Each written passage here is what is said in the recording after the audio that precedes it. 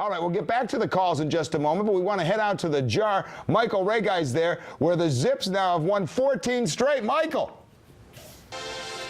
Thank you. It says Zips win, but that was extremely in doubt for about 38 minutes of this one tonight. But the Akron Zips do extend their longest in college basketball currently win streak to 14 with a come-from-behind 68-56 win over Central Michigan. Know you enjoyed it. Michael Reghi, my partner, Dave Sakuti, and this one, give Keno Davis and Central Michigan all kinds of credit. They're in a 4-game losing streak.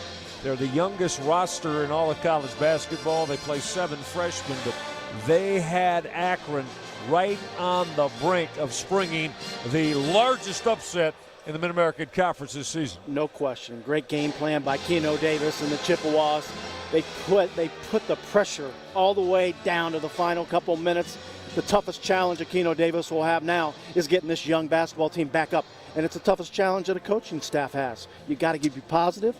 It's easy to get down on yourself as a coach, a staff, and players. You can't do it because you know you got to turn the page and get things rolling again if you're Chippewas. All right, for Akron, again, they languished all night long. So how did they come back and win at Lake? A lot of it was their inspirational leader and a young man that always has the rock, Alex Abreu. Well, anytime you put the ball in his hands, good things are going to happen.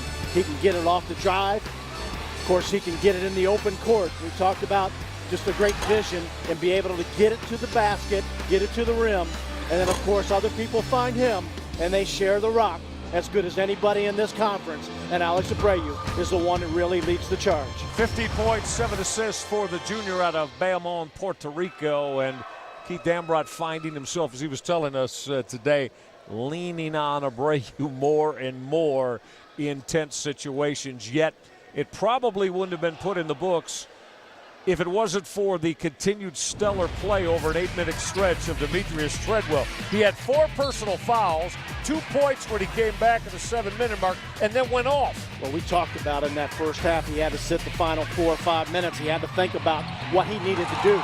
He found a way in the second half to get a little energy into this basketball team. He did it not only on his moves to the post, but also on the rebounding as well. That's where you get those easy baskets there, Michael. Makes a big difference for the Zips. Yes, it did. Treadwell wound up with 12 points and 5 boards, and 10 of them in the final 7 minutes of the basketball game.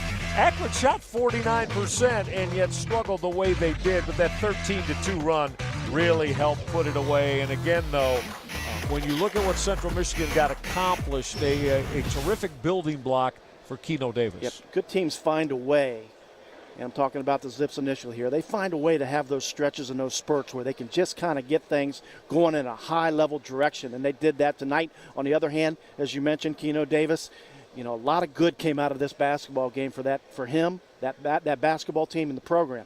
Come on a tough spot right there. You got a team with the longest winning streak in the nation, and you come in here and take them down to the wire. Forget about the score. They took them down to the wire. Well, quickly, conversely, though, let's mention what this could do for the Akron Zips. It also, you're coming off a huge win against Ohio. And again, all right, so they stumbled tonight. But for Keith Dambrot, the teaching tool is great, and it still comes in a victory. No question. And it's almost like a trap game in a lot of ways for the Zips tonight. And they got past it, so that's a good thing. They can turn the page. I'm sure Keith Dambrot will have a lot to say to his basketball team immediately after the game and probably tomorrow. But it's a win, yes, and you put it in the book, and you move forward if you're the Zips.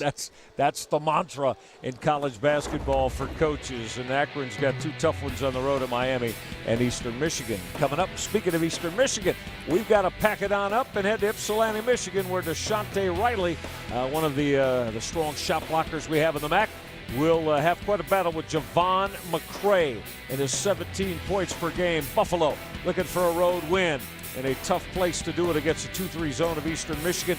It happens Wednesday night at 7 o'clock right here on SportsTime Ohio. 68-56, Alex Abreu, Demetrius Treadwell. Support Akron Zips and get them to their 14th win in a row, the longest in college basketball currently. 12-point win for Akron over Central Michigan. Now from my partner Dave Sakuti and all the crew, I'm Michael Reghi. Akron stays warm. We send it back to you in our downtown Cleveland studios of SportsTime Ohio.